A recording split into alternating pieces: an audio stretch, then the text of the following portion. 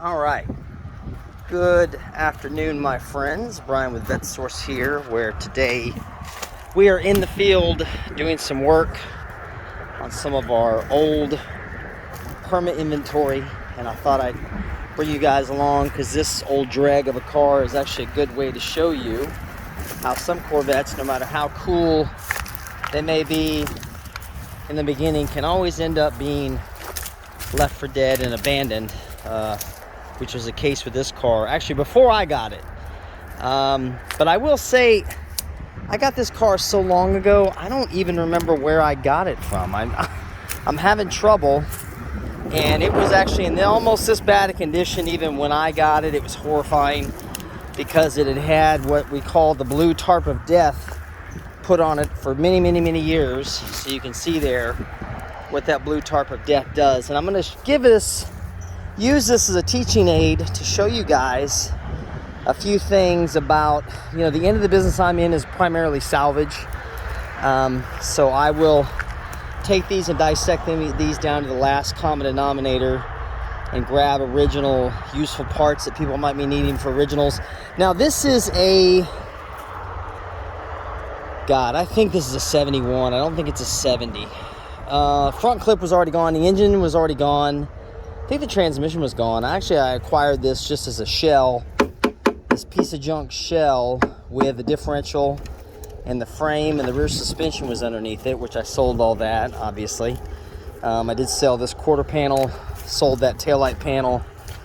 I think the back window was in it, but like I said, I've had this thing so long, guys, I can't even remember where I got it from. But anyway, it's a good leftover to show kind of what can be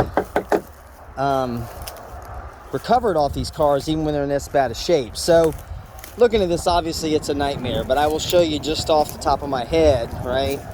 You've got a good trim piece here that's worth quite a bit of money. I don't know if that one's any good anymore.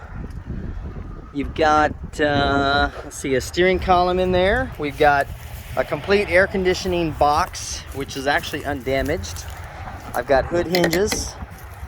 That brake booster, it might be a good core, we'll have to see. I got a windshield wiper motor which can be sent off for restoration. Big thing, I do have the frame on this car. Now this frame is kind of crusty, but the truth is it's actually still pretty solid. So there's a few slim pickings left on this guy that we can get. Gas tank's no good, obviously. But it's interesting that even when they get to this state, you wouldn't believe that a lot of original things. In fact, I remember selling the caps, here we go, the caps off of these many years ago simply because they had the correct marking for an NCRS car. I can't remember if it's an S marking or not. There's a proportioning valve for the brakes, which we can go ahead and send that off for restoration. There's a back drive cable right there, which a lot of these cars are missing, and it's silly stuff, but this is just simple things like these elephant ear clips that go on here.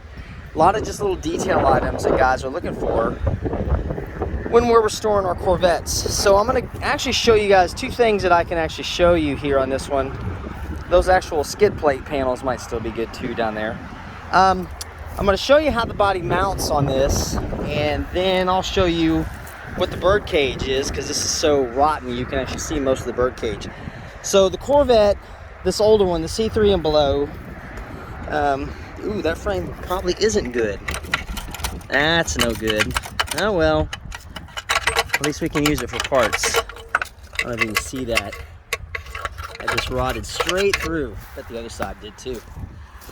No, it didn't, just that one side. That's interesting.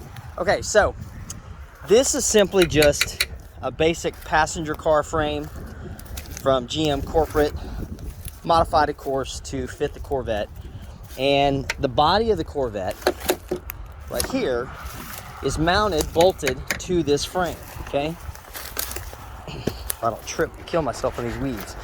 So it actually has 8 mounting locations. You've got one right here in the front at the firewall. You've got another one inside, tucked into this little corner. And you can kind of see there, the head of that bolt is completely gone. So that mount is gone.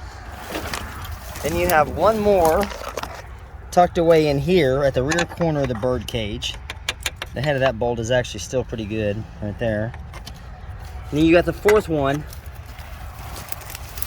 right here, where this is just a steel cage mount riveted to the inner fiberglass structure of the body. So once you pull these 4 bolts out from either side, this entire body will lift off of the car.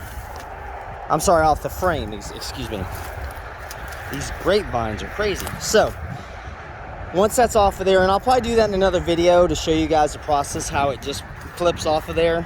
Once that's off, then you're left with the frame, which can be restored and put back together. But I've kind of showed some detail on that in a couple of my other videos. I'll put a link up there if you guys haven't seen those. So anyway, when they're talking about birdcage, okay, because all this here is fiberglass, okay, but you'll see right here, see where this piece is moving here? This is the forward edge of the birdcage. This is all metal, and this is what rusts on a Corvette. You can see how the firewall actually overlaps over the edge of the birdcage. All that is metal right there. And then this is a fiberglass panel that bolts and rivets down and is glued on top of it. And of course here is your inner structure of the forward part of your birdcage, okay? That's a fiberglass firewall. And you can see where everything corrodes right here, okay? Now, these rocker panels underneath here are steel. And what they do is they run, actually you can see it right there. There's a drain hole right there, okay? So these rocker panels run underneath here all the way to the back. And then this panel is riveted to there. And then in here, you'll see the continuation. Just trying to make sure I got this right for you guys. There's the bird cage right there, the back part of the bird cage, and then the bulkhead, which you can see right here rotted through on this one, which ties this whole thing together. It ties the left and the right side together, whereas on the front you've got, obviously, your windshield pillar is tied all together. And then of course that bird cage goes up here over into this halo panel and all the way across, and that's of course what the T-bar panel is a part of. So if you can imagine this with no fiberglass panels on it, it's basically just a shell around the driver's compartment, right? From there to there, there, and there.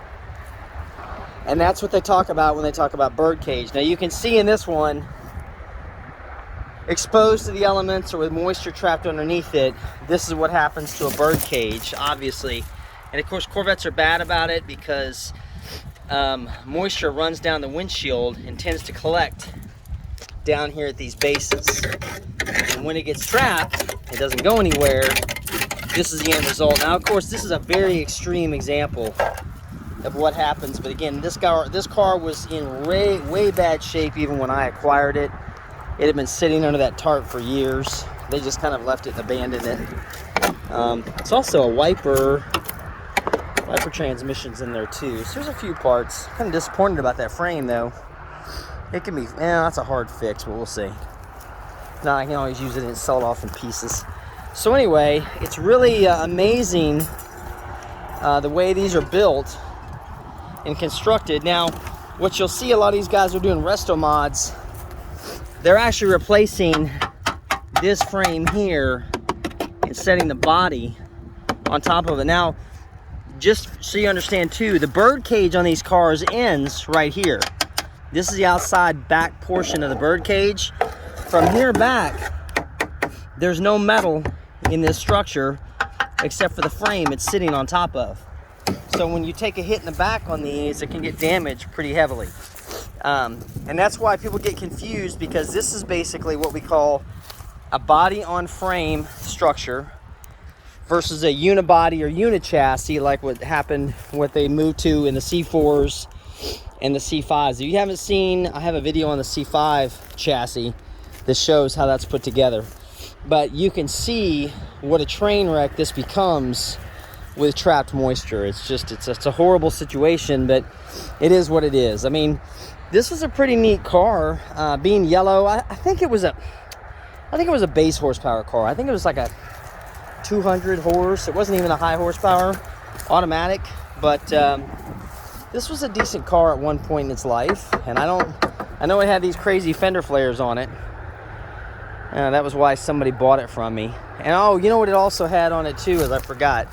It had a really crazy duckbill fiberglass spoiler built into it. But it's driving me crazy because I can't remember where I got this car from. But anyway, oh yeah, there's also this door glass. I think is chipped, right there. But this is an Astro ventilation door glass, which is still probably workable. This trim piece right here is good. That one we can take out. We can also recover. Was this a power window car? This was a power window car. So we got some pieces in here that we can pull out for rebuild. So there's a brake pedal assembly, little stuff. But anyway, just thought I'd give you guys a preview or a little walk around of it while I'm out here working. I'm actually in the process of just getting rid of this and finishing it up. So I'll have a few more videos showing the process of removing the body bolts, but that's going to do it today because I need to get back to it, and I'll check back with you guys later this week. We'll see you then.